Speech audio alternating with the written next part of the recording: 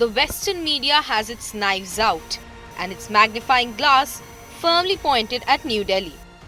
Vladimir Putin's high stakes visit to India, coupled with his explosive exclusive interview to India Today, has triggered a frenzy of headlines across the US and Europe.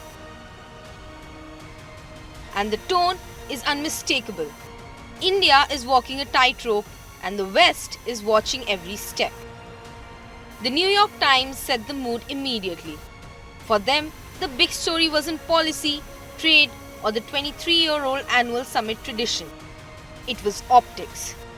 Modi receiving Putin on the tarmac, a gesture routinely accorded to key partners, became a symbol of strong personal rapport, raising eyebrows in Washington. New York Times painted the moment as India defying geopolitical gravity, trying to keep Moscow close while navigating Trump's tariff-heavy wrath.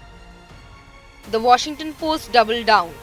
Their coverage framed the visit as a delicate diplomatic challenge for Modi, warning that he must keep faith with Russia without riling President Donald Trump.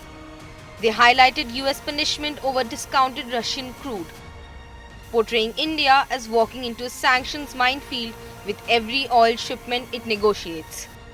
The message was clear. Washington is uncomfortable and Modi must beware.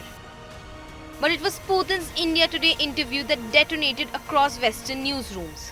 His blunt declaration that Russia would liberate Donbass and Novorossiya by military or other means became CNN's headline obsession. They linked the comments to Putin's meeting with US negotiators Steve Witkoff and Jared Kushner and framed the interview as proof that Moscow remains uncompromising. CBC, The Independent, The Guardian, Al Jazeera, The Los Angeles Times, The Financial Times all quoted the India Today interview, each highlighting the same message. Putin is doubling down, and he chose Indian media to say it.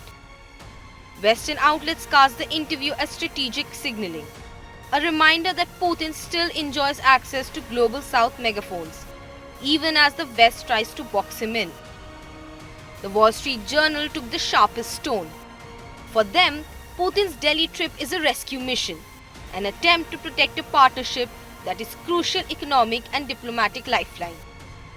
The Wall Street Journal stressed Trump's 50% tariffs on Indian exports, India's failing Russian oil imports, and the shadow of US sanctions on Rosneft and Lukoil.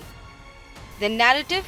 India is hedging, Russia is pleading, and Washington is tightening the screws. Across the board, one theme dominates Western coverage.